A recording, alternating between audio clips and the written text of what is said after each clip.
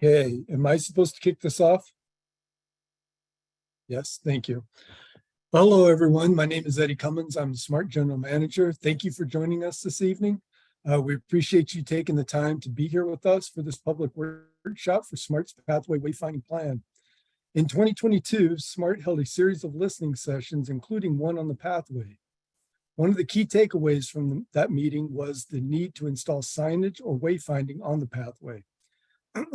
We are very excited about this Pathway Wayfinding Plan and the opportunity to improve travel experience on the pathway by making it easier to navigate and use. Tonight, we will tell you more about the project and get a chance to hear from you.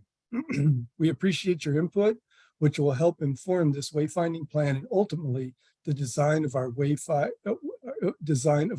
pathway signs. Tonight's workshop is our first public meeting for this effort. Later in the presentation, we'll highlight our project schedule and future public participation opportunities we hope you will be a part of.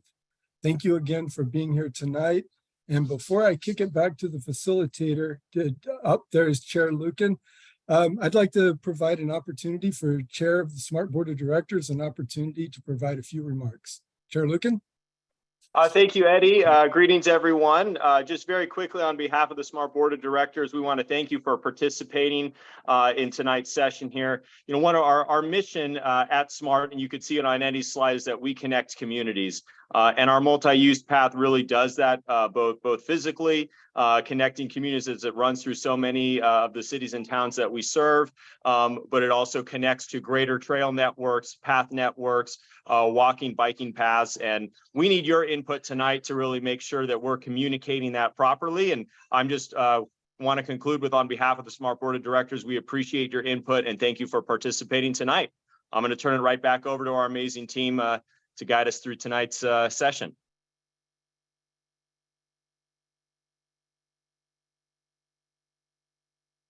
Thank you. Thank you, everyone. My name is Zoe Unruh, and I am here with Smart, and I am the project manager for the Wayfinding project. Tonight, we have Tool Design with us, and they will be leading us through this presentation. So I will let them take it away.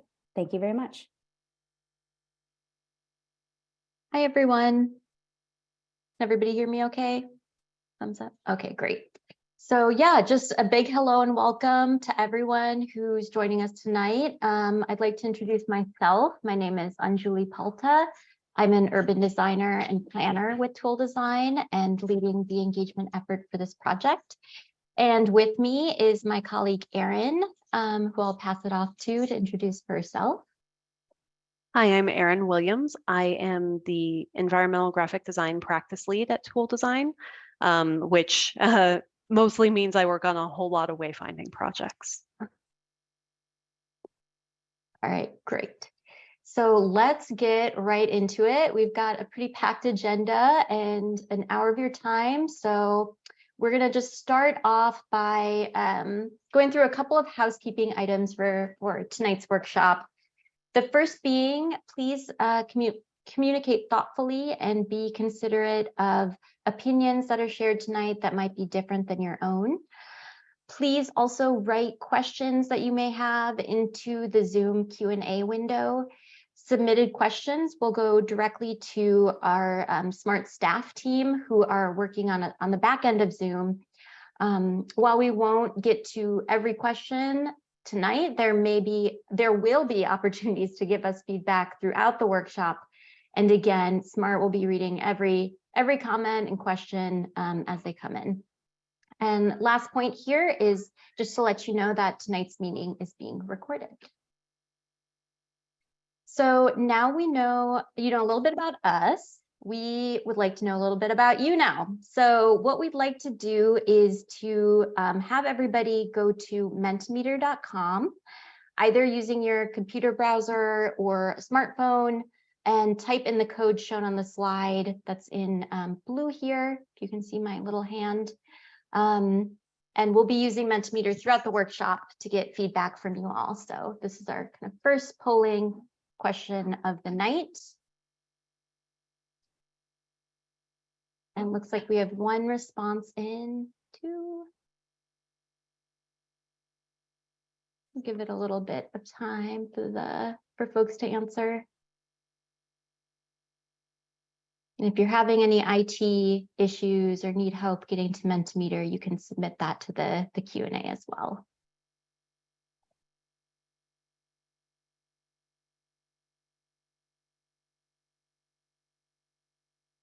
All right, we'll give it another 10 seconds. Looks like a pretty equal mix between advocacy group members, public agency staff, and who we got at the bottom there, community members. All right, great. And folks can keep voting. We'll definitely have this as a kind of record from our presentation of who is here. But yeah, it looks like we have a really great representation from a few different key stakeholder groups. So that's excellent.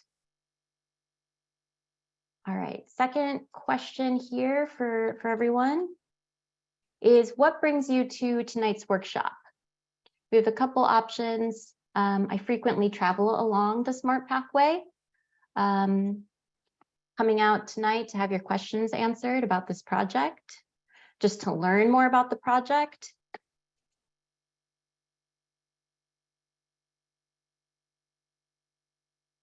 Looks like a kind of even mix again. Looks like a lot of people are here to learn, which is awesome. We definitely have a lot of background information we'll be giving you on the project, as well as information about some of our key findings thus far. Awesome.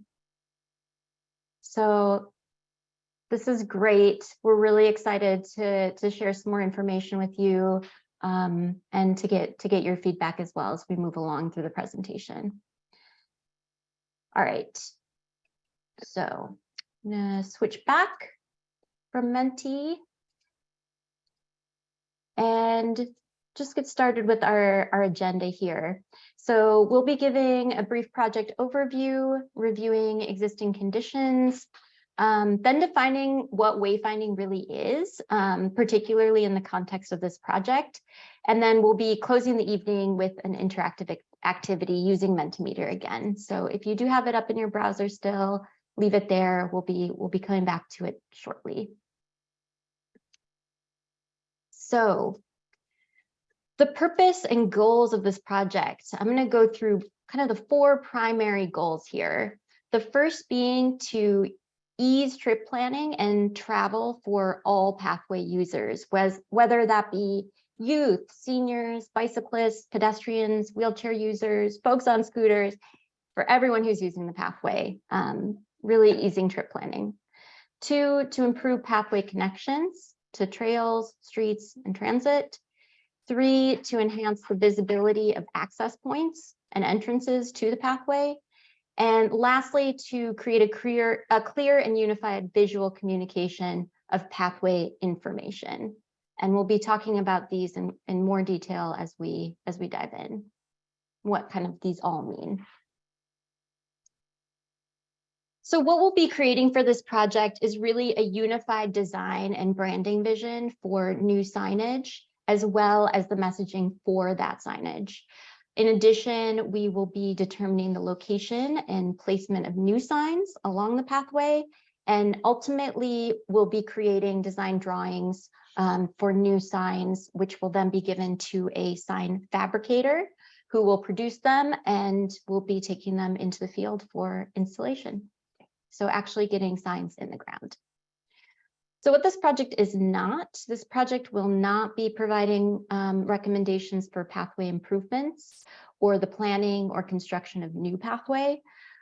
This project also will not be looking at any program or operational recommendations.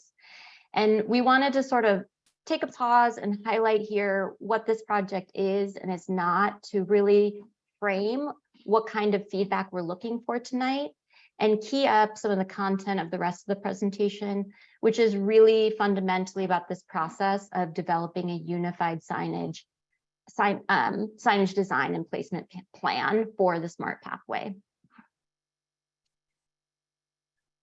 So project study area. So As you can see, we're sort of designing for the now and for the future. The study area includes all of the existing and proposed smart pathway segments from Larkspur Station to Cloverdale, as you can see on the map on the right. This is an extensive pathway and a big site with 70 miles of existing and planned segments passing through, as Eddie said, many cities and communities, as well as multiple pathway designations, such as the Great Redwood Trail, the Bay Trail, and Foss Creek Pathway, just to name a few. So another complexity, in addition to sort of the multiple jurisdictions and designations, is the current pathway is 24 miles, and that's already been developed, but there are another 23 miles that are soon to be constructed. So this incremental growth will really need to be taken into account in the development of this plan and in our analysis as well. So this is a high-level look at the project timeline. At the beginning of May, we kicked off the project, which was followed by a site visit where we conducted an analysis and review of existing conditions, which we'll talk about more later. Right now, we are working through our analysis to develop a needs assessment. You can see here. And the needs assessment will really summarize our kind of strategic recommendations based on what we learned from the field work we've done. And it lays the groundwork for design concepts to come. The needs assessment will also really be informed by the feedback we've gotten from the community, not only from the public surveys we collected at the end of May, but by what we hear from you all tonight as well. So you guys are really a part of kind of this active planning process that we're conducting right now, which is really exciting. Next month, we'll again really be getting into signage design and looking at branding and sign family concepts, or a collection of sign types. That's kind of what we mean by family there. And we'll be coming back to the community, to you all again, for feedback on draft designs through a series of public house events, and we'll also be placing sign mock-ups on the pathway itself with a QR code for on the ground feedback as well. And then in fall, we'll take what we heard from you all, the smart community, and use that to develop the final signage designs, drawings, and placement plan. So that's sort of the summary of the project overview. And now we want to talk a little bit about existing conditions and our analysis thus far. So as I mentioned on the timeline just now, in May, we conducted a comprehensive site visit. We were on the pathway for over 4 days. We conducted about 110 hours of field work, biked 50 miles on existing pathway, and visited all 12 of the smart stations. So we kind of covered a lot of ground, and just kind of a fun map in the corner here on the right. You can see as we did our field work, we recorded observations using a mapping software. So this is just showing an overview of our recorded observations by location pins. So we get excited when we see that and see how much we got to see of this kind of amazing resource. So during our field work, we also conducted surveys along the pathway at 4 locations, primarily next to existing stations. So we were at Larkspur, Novato Downtown, Rohnert Park, and downtown Santa Rosa. The survey was also advertised on smart trains. So maybe some of you saw the survey postcards with the QR code on the train last month. But overall, we had a really great response with 386 completed surveys. So a lot of great background information and context from you all about the pathway. And just what the survey was really intended to do was to, one, uncover who's using the pathway: pedestrians, cyclists, students, commuters, where users are going on the pathway and why. And lastly, we also we're trying to identify high-level navigation issues users experience on the pathway as well. So Erin is now going to tell you a little bit more about our findings from both the fieldwork we did as well as the survey results. So I will pass it to her. Hi. So the big thing that we saw when we rode the pathway is how diverse it is. Sometimes shared pathway, sometimes on the street, sometimes stripes, sometimes not, even a little bit of gravel. It went through downtowns, through really rural areas, and everything in between. So we just wanted to kind of highlight this to remind people that whatever your personal experience with the pathway is, there's probably a bunch of really different experiences that people have with it that are also going to be informing the engagement and the design result. And as diverse as the pathway itself is, the users were just as diverse, right? People walking, people biking, a lot of people out with their canine companions. It connects to so many different destination types with different frequency. The signage we know is inconsistent, but that's why we're here. A really unique feature is all of these kind of temporary trailhead functions where we know in the future it'll connect, but for now, maybe need a little extra guidance. And even the places that people enter and exit the pathway take these really different forms, different levels of formality and different levels of kind of safety issues happening at them as the pathway and the train are operating in tandem. We can go to the next one. So from that, we're looking at some key opportunities that we're seeing, some of which are already being asked about in the chat. So we talked about developing a consistent approach to signing and branding, including pathway signage at all trailheads, even the temporary ones, providing wayfinding information at stations and access points.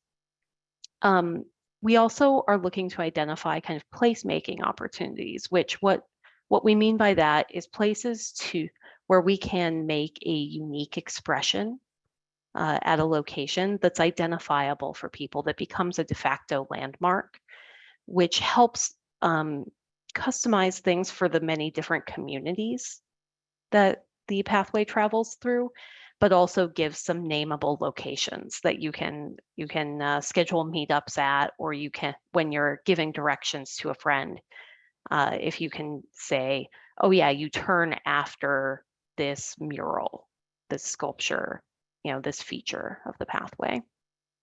Anju mentioned that the kind of maintenance needs of the pathway aren't a part of this project, but they will still inform this project in terms of our material selections and our placement selections, where we'll endeavor to make everything as durable as it can be for the location that it's in.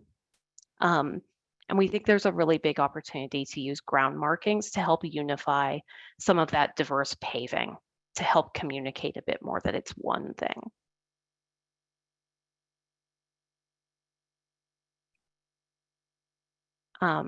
So a big question that might be on some people's minds is, what is wayfinding? And we just want to go through some basics to establish kind of a common language as we chat about this. And Anju's got another Menti poll for you that we just want to check how familiar you are with the term wayfinding.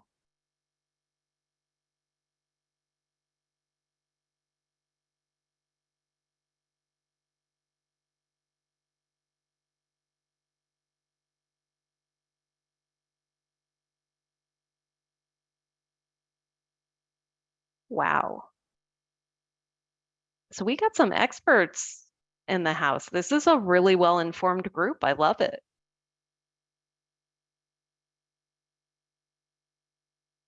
That's amazing. That's you might be the best informed public group that I've ever presented to.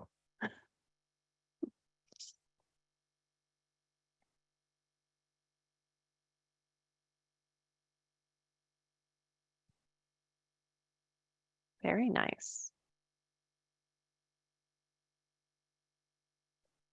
It looks like we got some very familiar folks. Yeah. All right, I'll jump back to the presentation.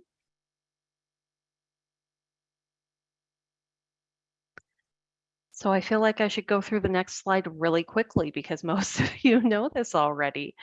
But although for those that are catching up, the wayfinding is really about those information systems that help you understand the environment you're in and what the possibilities are for your next steps. Help you understand that experience. And we've got a few visual examples too that can look like a lot of different things. It is in the street signage that helps orient you. It's in brand signage that helps you understand that you've arrived at a destination. It's maps, which people are asking about. Anytime you see a sign with an arrow, that's probably wayfinding.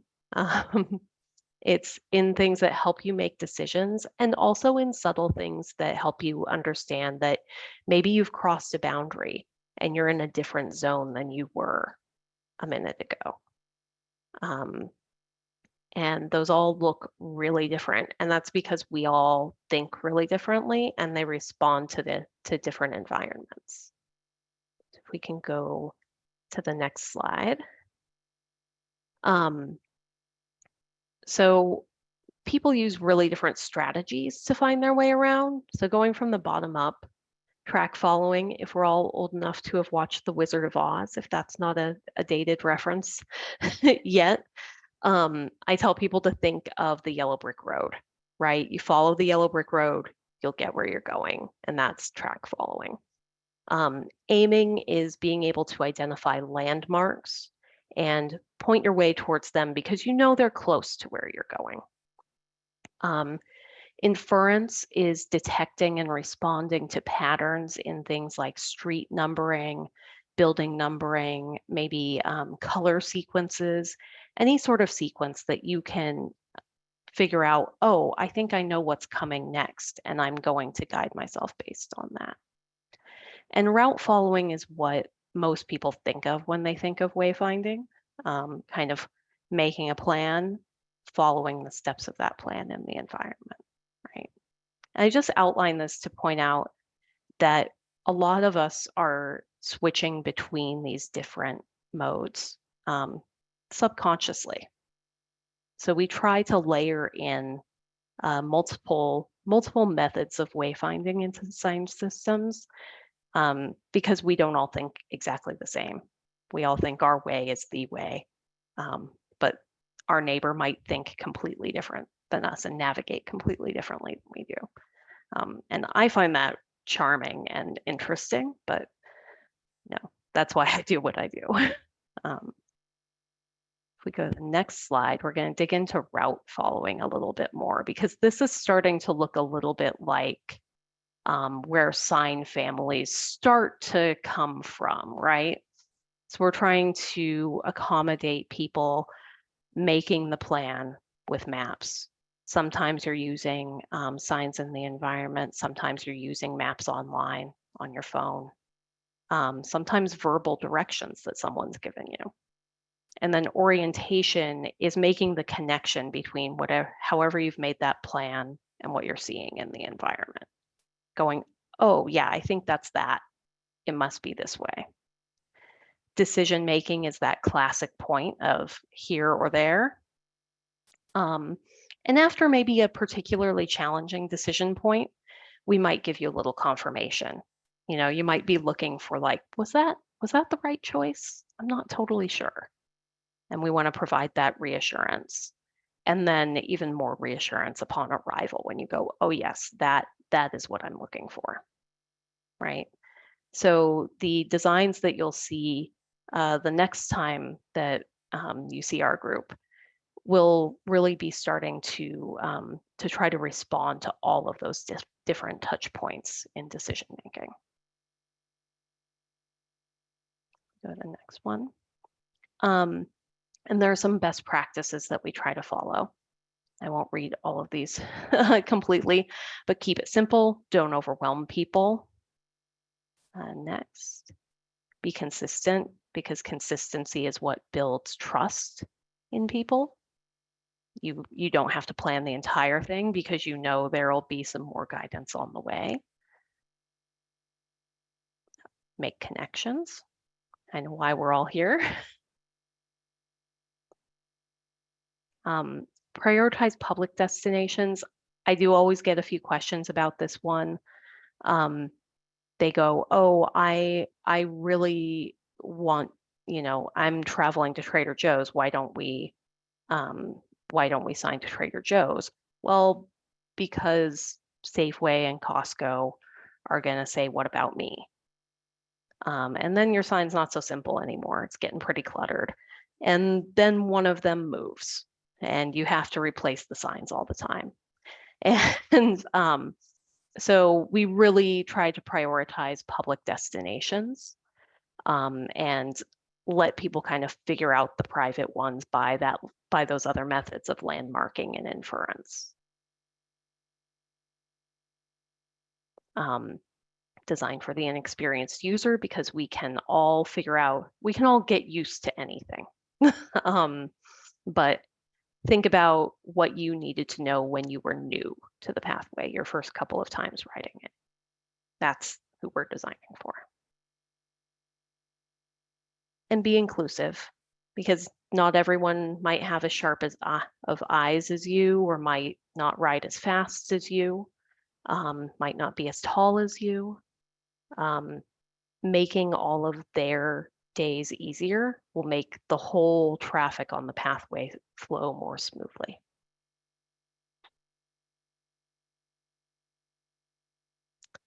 So we're going to take a few questions, I believe now.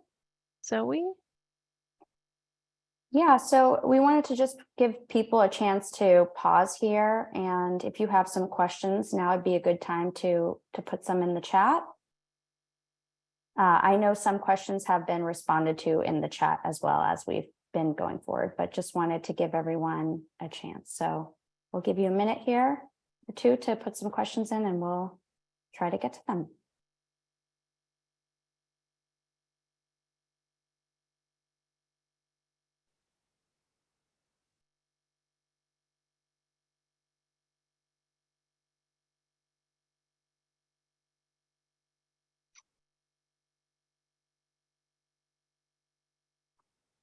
Okay, I'm not seeing any questions at this time, and we do have some more activities ahead. Oh, I see one that's just come in.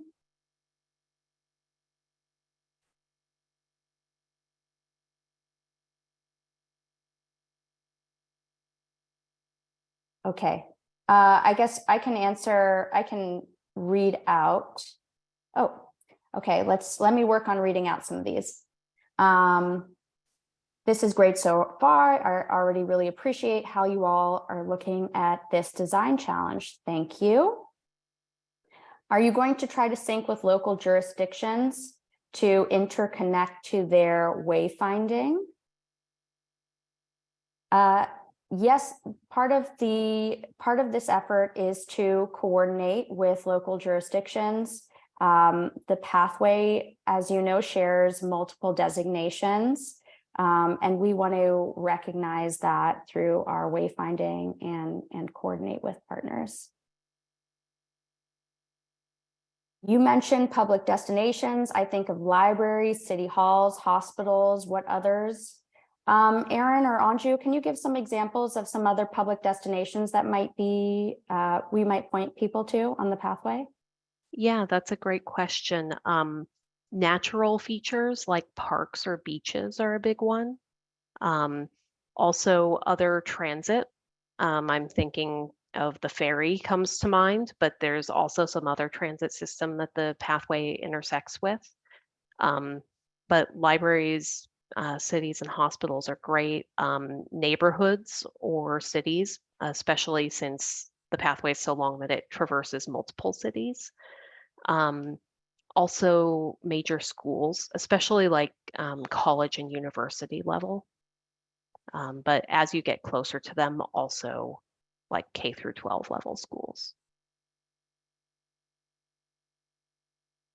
There's another question here, or it's more of a comment, but we can open it up to be addressed. Wayfinding choice should recognize the missing parts and accommodate temporary signage for travelers needing to link to the next station. Yeah, we hear you. I think I just want to acknowledge that we recognize that as one of the major challenges as the system continues to develop, to plan for both the current and future states. And then we have a comment here from Eris that it's not clear often how to get to the station from the path and vice versa. And Aaron or Anju, did you want to discuss how this project might help address that? Yeah, I think I totally noticed what you mean, because the relationship between the pathway and the stations were not totally consistent, right? Sometimes the kind of plaza around the station kind of bisected the pathway. Sometimes the pathway only goes in one direction from the station, sometimes in both, sometimes neither, depending on the area and how developed it is there. So I do think that while station signage is not kind of the primary scope of this, I do think that some recommendations about how to sign to the pathway from the stations and vice versa are absolutely appropriate and definitely on our radar. And then I know we want to move on here because we do have some activities, but I see one more question that we'd like to get to. Will you consider using QR coding or digital signage at the stations? Use of speed limit signage? I think those are actually a really great transition into one of the polling questions, but I think there's a lot that we'll consider. Yeah. But we want to get a sense from you all how much interest there is in some of these things. Yeah, great. Well, thank you. That's a great transition to our interactive activity. And these have been some really great kind of topics and questions that have already been brought up. And I think, you know, as we go through these polling questions, please continue to submit your questions through the Q&A chat. And if we have time while we go through the polling or at the end of the presentation, we can try to come back to some of those, since it looks like we're doing pretty good on time. All right, so if everybody could go back to menti.com. We have it up here too. Menti.com, passcode is up here. We're going to ask our first interactive activity polling question, which is, so let me just back up. So we talked a little bit about how users navigate the pathway differently, and we're really curious to know from you how you specifically navigate the pathway. You know, when you're on the pathway or maybe not relying on your smartphone, what are the ways that you orient yourself or look to find your way? So we have, do you look for signs to direct you? Do you look for major landmarks, whether, you know, we talked about a few of them, whether that be parks, key intersections, notable buildings, hospitals, etc. Or are you just really open to exploring and figuring it out on the fly? Or do you plan your route out ahead of time and really don't really rely on signs or landmarks for your navigation? So it looks like quite a few folks selected I look for signs, and I know there are multiple, you can choose multiple answers. So hopefully folks are doing that if you do use multiple ways. But yeah, it looks like I plan my route out ahead of time and I look for signs are kind of top answers right now, which makes a lot of sense and makes a lot of sense why you're here. This is a wayfinding signage plan. So that you look for signs means that it's important to you and it's important to us too. And yeah, it looks like I plan my route out ahead of time is also top, which I think a lot of us do, especially now that we have smartphones and apps, and Google Maps is so accessible too. That's something that we can easily do.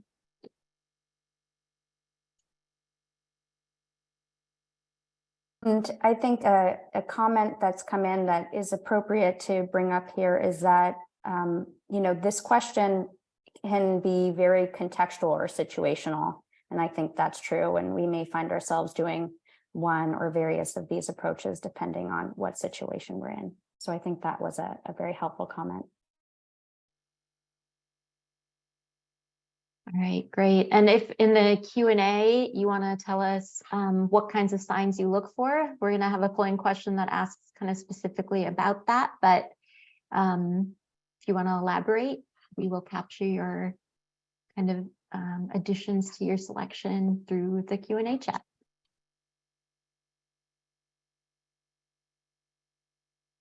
All right, so I think we're going to move on to the next question. And Zoe, please do stop us if there's something you want to note from the Q&A at all.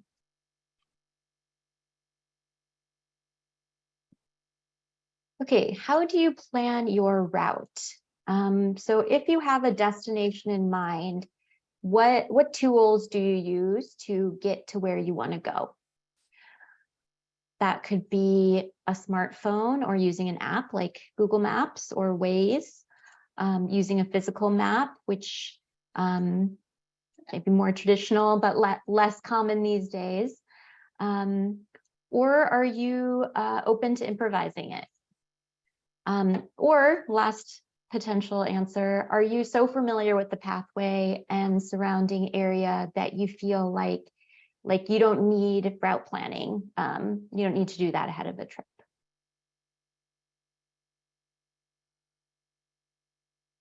So it looks like we have a lot of folks selecting smartphone or app, which is not super surprising. That makes sense. A lot of physical map users as well. I commend you. I wish I did that more myself. A lot of traditional, yeah.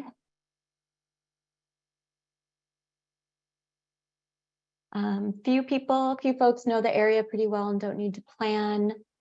Few open to improvisation, which is also commend you.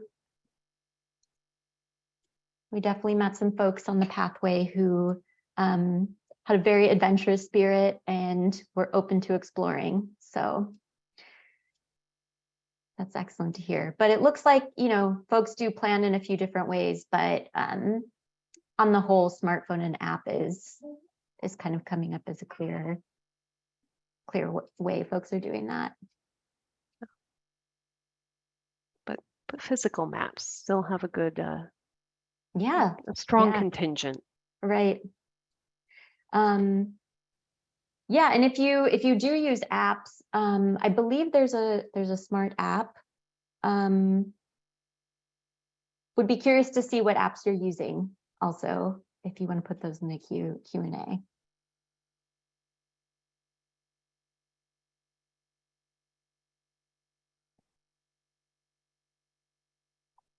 There's a comment about smartphones and people smartphones while you're riding. Definitely do not want to encourage people to be, heads down while they're riding. But there are a lot of pedestrians on the pathway as well. So Mhm. Yeah, it looks like some folks are saying that when the trail intersects a street, they need to know which street it is. Like that would be helpful kind of route planning and trip planning information. I think as you're on the pathway itself.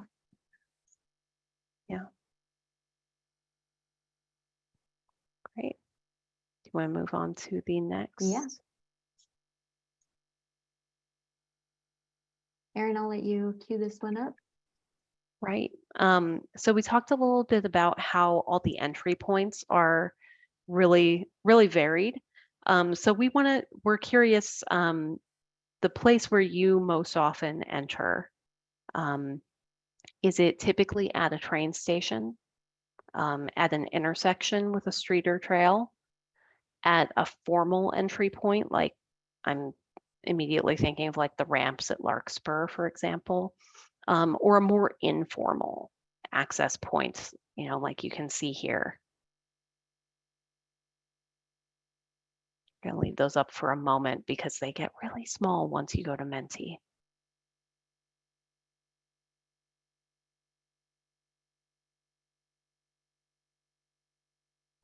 And remind me, Anju, can they choose multiple answers? Or is it just one? Multiple? Okay, Folks should be able to choose. great.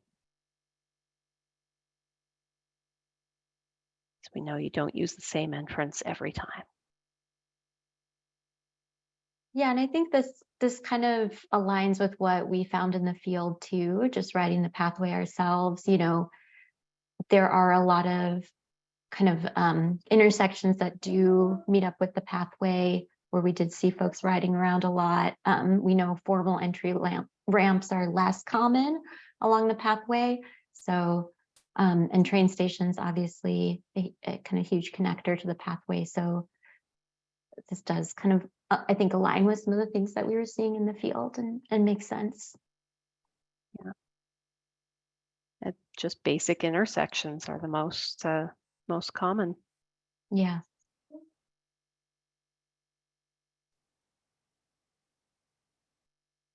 Yeah, it looks like formal and informal access points are kind of tied at the moment too, which is interesting.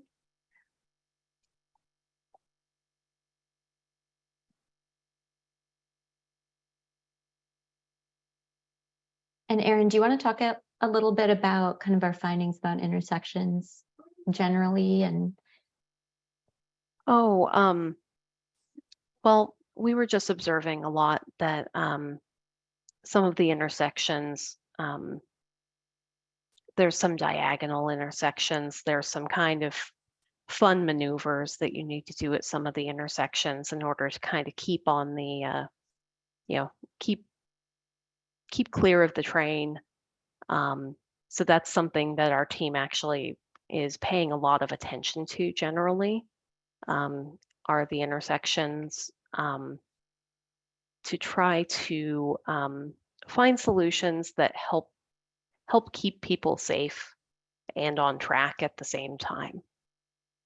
I'm thinking in particular in some of the northern areas of the pathway and kind of the like the Santa Rosa areas. And this is Zoe. I'm noting in the chat, there is a comment here regarding the need to, as we look at wayfinding, find ways to make sure that people on the path know what street they are encountering that they intersect with. So I think that's all. It's a very helpful comment, and it's related to what you are talking about here. Yeah. I'm loving this. You guys are confirming a lot of our observations and our kind of personal feelings about it. Someone asked in the chat whether we were biking or walking when we were doing all the field work, and the answer is primarily biking. I know I personally rode all of the sections of pathway except for Healdsburg, and there was one other little one that a colleague got to that I didn't, and it was very illuminating to take those rides.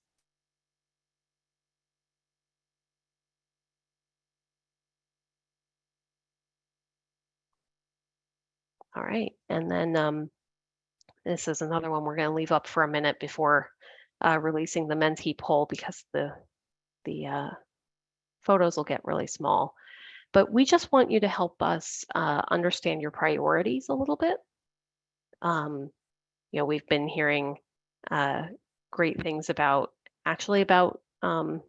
street identification, which we didn't have on here. So we will take that into account. But barring that one, between pathway identification, station identification, mile markers, maps, directional signs, and kind of pathway regulatory, you know, behavioral rules and suggestions. We just want you to rank which is the most important to you, next most important, down to the least. And this will just help us understand your priorities a little better.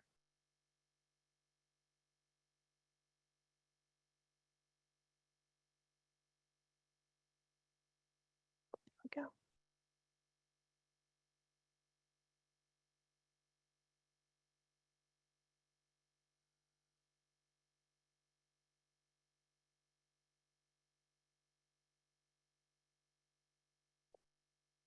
Well, it might be taking a minute to update. I think this Yeah, question you type, need some time. yeah. Yeah.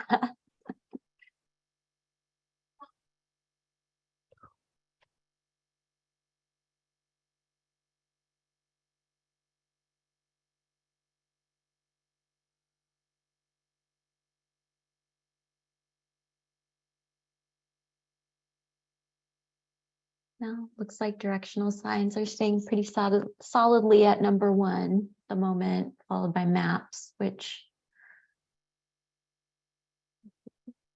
makes sense. We didn't see much pathway identification on the pathway itself during our field reviewer site visit. This was kind of an interesting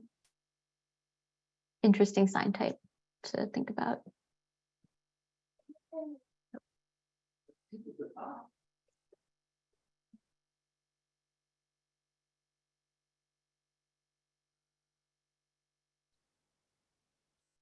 That's fun. It looks like we've got enough now that things adjust a little bit, but the ranking doesn't seem to be changing. Yeah, and rules is #6. So, yeah.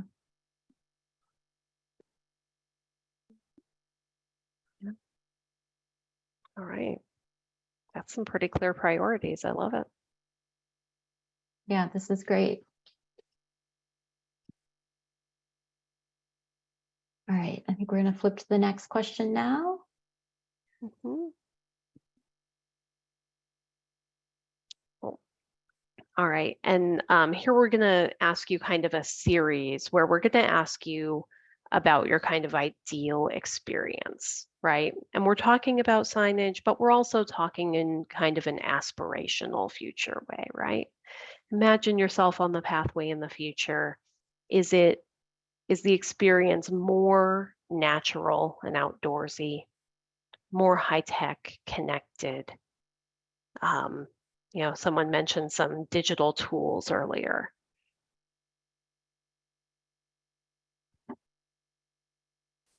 And yeah, I use the slider. And there's, I think, 10 stops along the slider. So we'll get some averages. Oh, the graph's kind of fun.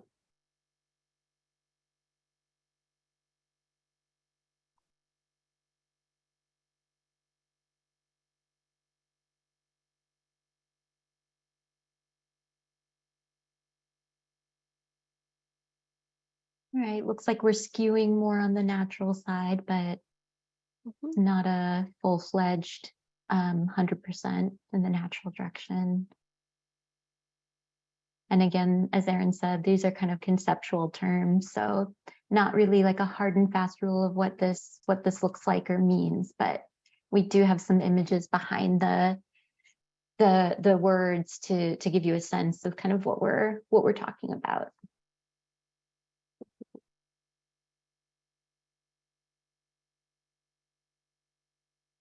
All right, looks like we're pretty solidly at like a 6.8, 6.9. Yeah. Pretty natural. All right. Oh, All right.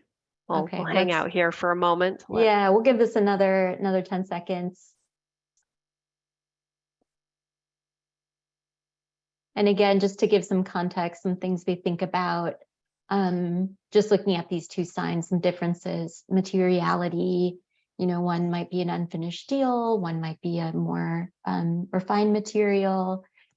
There could be digital elements. It could just be analog, like the natural sign type is showing here. So we have a lot of room to play. And yeah, just want to get a sense of how you guys see the pathway and what it could represent.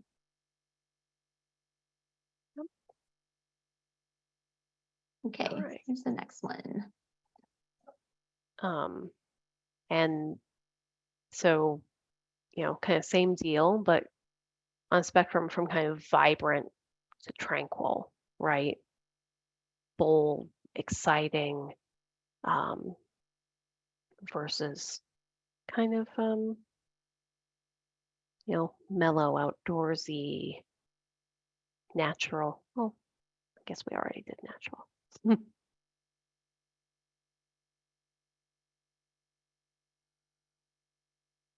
Right.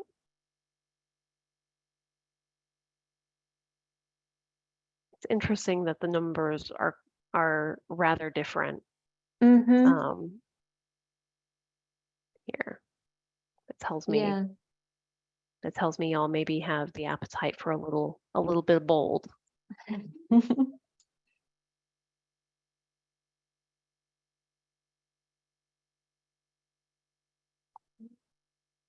Right in the middle. Yeah, sticking more in the middle than the last one. Mm-hmm. Okay, cool. We'll give this another 10 seconds. And again, if you want to elaborate on your response at all, just drop it in the Q&A.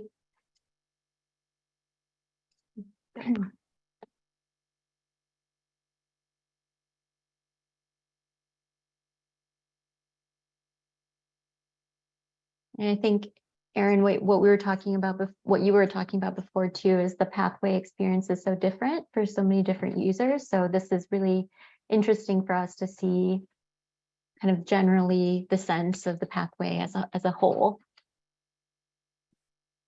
Yeah. Yep.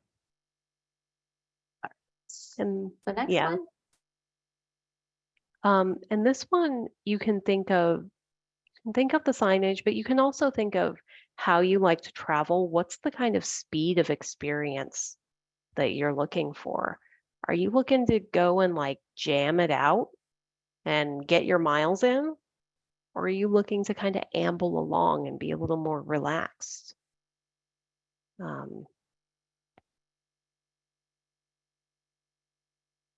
Which is, you know, not directly wayfinding, but definitely informs the design solution, right? We try to ask a little bit of higher level or more abstract questions because we want to design to your future vision. And we want to design to the way you intend to use the pathway. Right.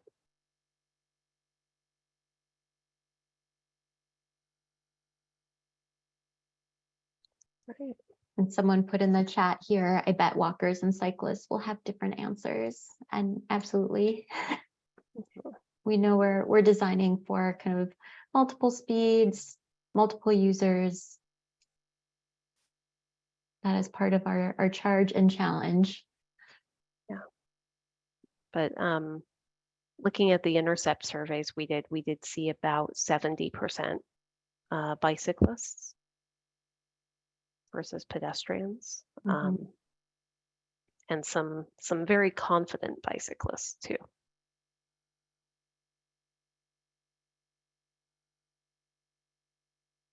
Yeah, definitely. Right. Well, this one's skewing a little bit more fast-paced, but besides the natural spectrum, we put tranquil versus vibrant and fast-paced, relaxed. Like we've gotten kind of middle of the road responses. Mhm. All right, let's get to our last one. And that's, the degree of kind of customization and responsiveness to the brand and identity of the pathway. More basic. So what you see on the left is kind of MUTCD standard, like street signage, to on the right, kind of fully customized solutions. Erin, you might have to spell out the MUTCD acronym. Oh yes, the Manual for Uniform Traffic Control Devices. Sorry about that.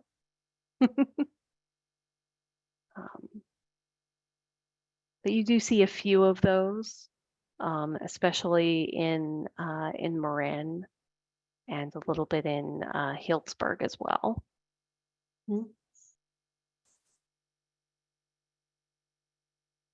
Yeah, this is kind of also coming out a little bit in the middle.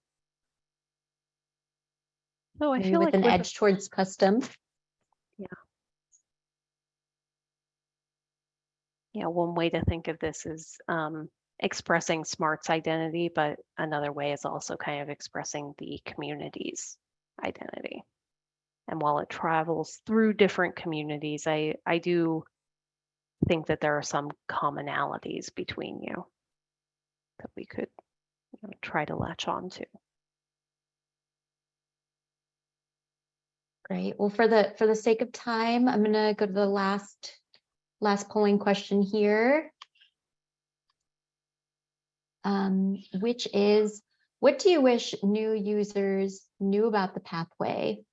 In five words or so, what would you say when you were a first time user of the pathway? What did you want to know?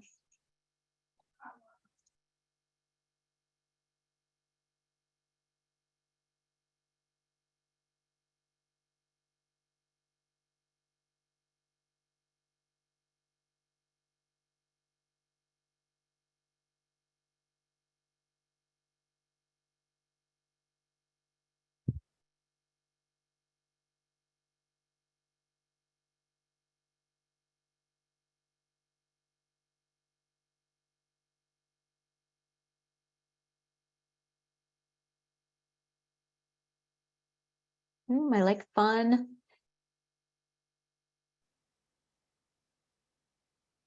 Go fast without obstacles. Knowing what it connects you to. Yep. That it exists. Yeah, that exists. Like that one. Right. Be ready Connected, to problem solve. but disconnected. Mm-hmm. Transition to city streets. Yeah. Mm-hmm. Where to it find would a end. map. These are all great.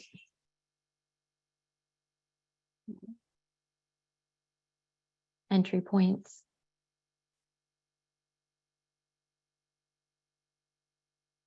Yeah, connections is definitely coming up as and connected, coming up as a key kind of term here. Great alternative to car, absolutely. Efficient. Efficient. Yeah. Mm-hmm. Yeah, awesome. These are excellent. Thank you guys. Just with the 1 minute we have left here, and as we keep getting answers in, I'll leave this up. This has been really great. Thank you for all your feedback tonight. It's been really appreciated by the tool team and by Smart. I just want to quickly pull up our timeline again. And y'all, if you haven't submitted a response, can keep going. That the poll's still up.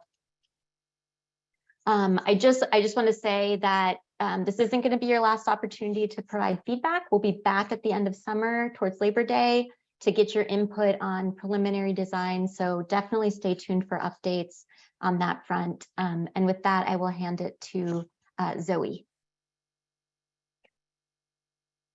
Thank you. Thank you so much again for joining us this evening and for all your responses.